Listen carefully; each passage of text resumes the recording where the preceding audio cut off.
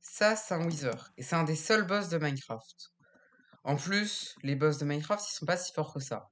Donc aujourd'hui, je vais tenter de faire en 3 heures un meilleur boss que Mojang avec uniquement de la redstone. Entre les boss de Mojang, je vais me baser sur ces 3 critères. Donc le design, donc à savoir si le boss est joli ou stylé. Les attaques, donc leur variété, leur nombre et est-ce qu'elles sont originales. Et enfin le challenge, donc est-ce qu'il a une bonne difficulté, est-ce qu'il est juste et est-ce que le combat est intense. J'ai pensé à faire le boss en machine volante, puisqu'il aurait pu bouger et faire des attaques à coups de piston, mais finalement en 3 heures, je n'aurai pas le temps. Et c'est un mal pour un bien, car certes le boss ne bougera pas, mais au moins ça me laissera assez libre pour le design. Donc, pour la structure du boss en lui-même, je pense que je vais utiliser ces matériaux-là. Donc 4 types de béton et les blocs de magma.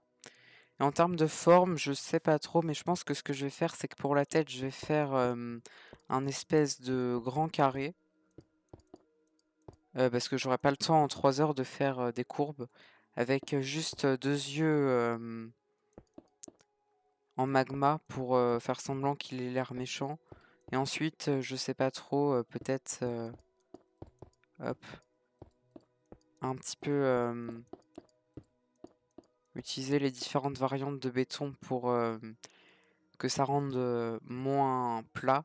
Alors là, c'est très moche, mais bien sûr, je le ferai en beaucoup plus grand et en beaucoup plus de temps. Donc, je sais pas trop ce que ça va donner, mais en tout cas, c'est mon plan. Un truc assez cubique, je pense, avec 2 jambes et un peu cubique pour la tête.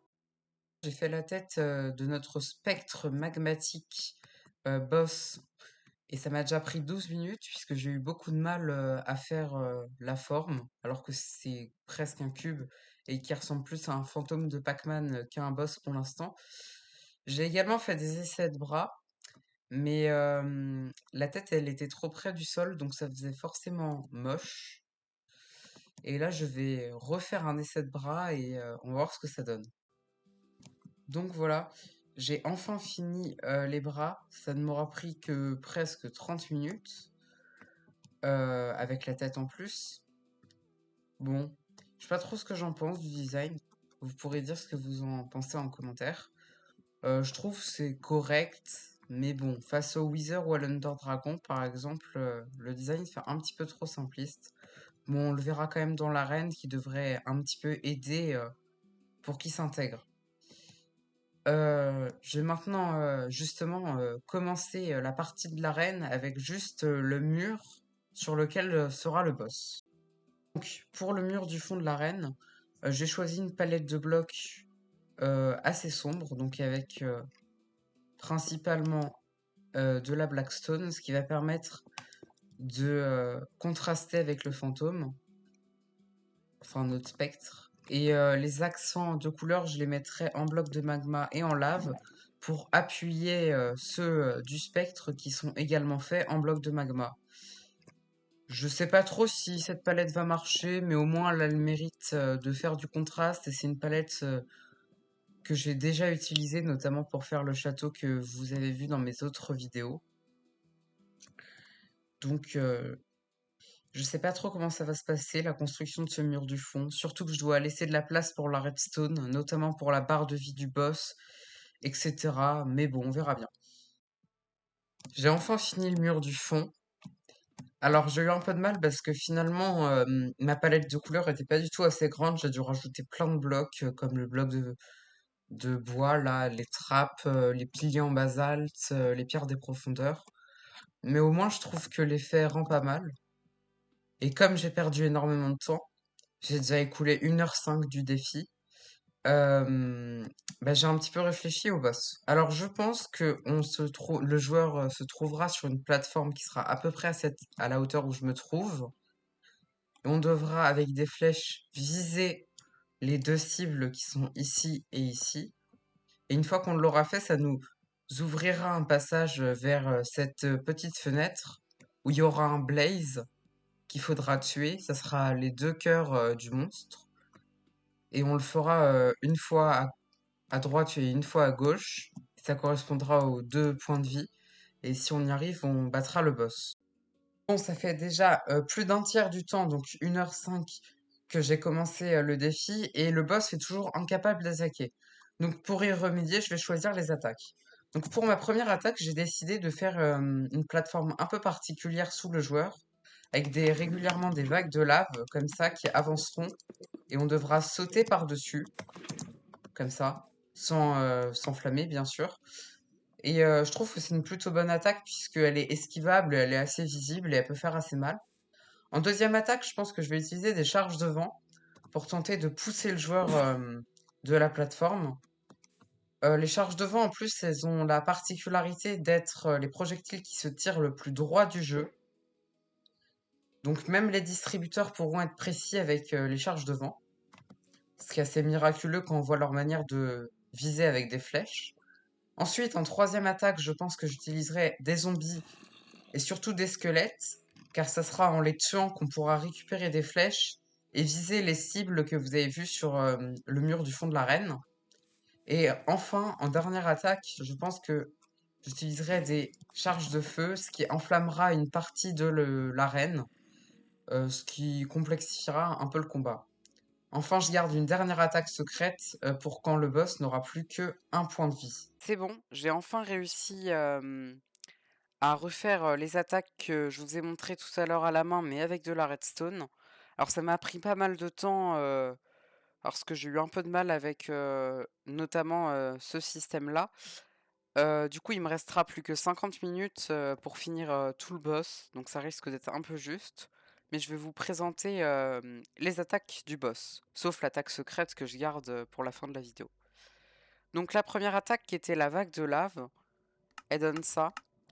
Et donc c'est mon attaque préférée puisqu'on peut l'esquiver assez facilement et elle est assez prévisible, on va dire. Et comme toutes les attaques que vous allez voir, elle viendra à intervalles réguliers. Il faudra l'esquiver. Ensuite, la seconde attaque, c'était les charges de vent. Et donc là, voilà. Et donc, en gros, ça nous forcera à être à peu près au milieu de l'arène, parce que sinon on pourrait se faire pousser si on fait n'importe quoi. Notamment là, je suis tombé tout seul sans la charge de vent. Bref, vous avez compris le principe de l'attaque. L'attaque suivante, c'est les mobs. Bon, là, je pense que j'ai pas besoin de vous faire un dessin. Ça va faire apparaître des mobs à intervalles réguliers. Et puis voilà. Donc notamment surtout un squelette et un zombie. Le squelette, on aura besoin de le tuer pour récupérer ses flèches et pouvoir euh, atteindre, comment ça s'appelle, les cibles qui sont ici et ici. Et enfin, la dernière attaque que je vais vous présenter, qui je pense est l'attaque qui sera la plus relou des quatre là. C'est une attaque de... Enfin, vous allez comprendre. De bombardement enflammé. Voilà, ça va faire une espèce de vague de feu comme ça. Et je pense que l'attaque sera assez pénible, notamment parce que elle laissera du feu et les charges de vent pourront me pousser dans le feu ou ce genre de choses.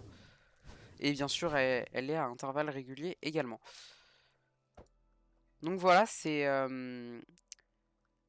les attaques du boss.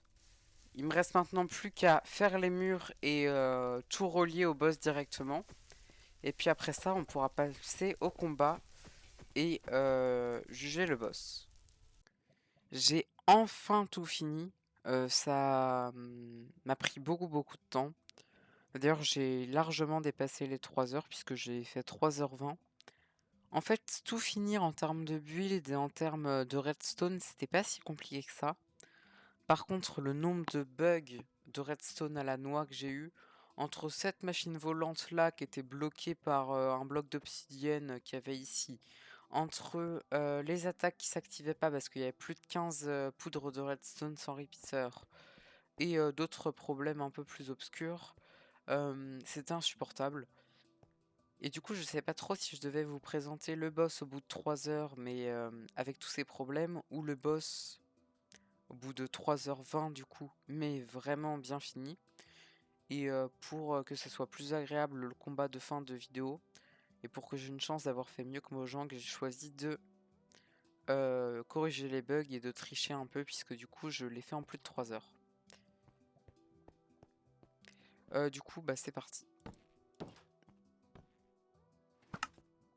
Alors, le boss est assez difficile, notamment à cause de ces charges de vent qui parfois peuvent nous pousser à l'autre bout du monde, mais surtout en fait parce qu'on va être enflammé la plupart du temps et voilà.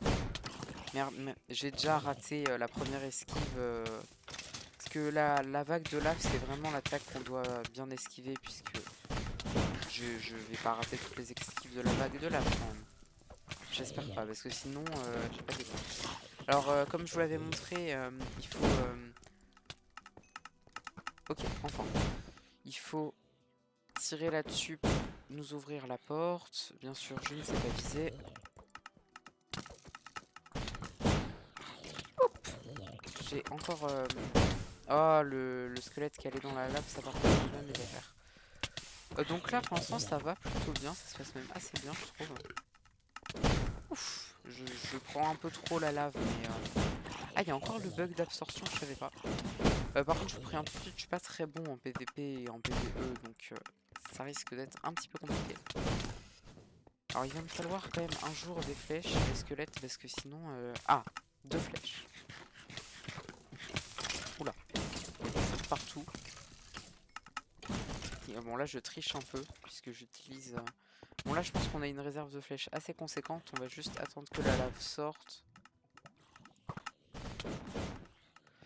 Voilà, je crois que le passage est ouvert. Ok, on va juste se méfier. Avant, c'était un blaze. J'ai finalement mis un squelette, puisqu'en fait, le blaze faisait bugger la machine pour une raison assez compliquée à expliquer. C'est qu'en fait, il volait et du coup, il activait plus les plaques de pression et la machine faisait n'importe quoi. Et donc là, on a déjà battu un point de vie, ce qui est pas mal. Là, il y a la fameuse attaque que je vous avais déjà montré, qui est un bombardier à Silverfish, donc ça va être un peu le bordel. Je vais essayer de très vite terminer le boss parce que la phase 2, j'ai fait quelques tests et je meurs assez vite. Je sais pas comment expliquer, mais les Silverfish, ils ont beau mourir assez vite de la lave, ils sont assez relous. Je crois que j'ai ouvert le chemin. Oh là là, je n'arrête pas de... Mais j'ai vraiment pas touché la cible. Ah si, je suis juste aveugle en fait. Ok, normalement ça devrait être gagné. Faut juste pas que le squelette me pousse, mais ça devrait aller. Et puis voilà. Et le boss devrait pas tarder à arrêter d'attaquer. On va retourner sur la plateforme. Voilà. Le boss a arrêté de nous attaquer. Il est vaincu.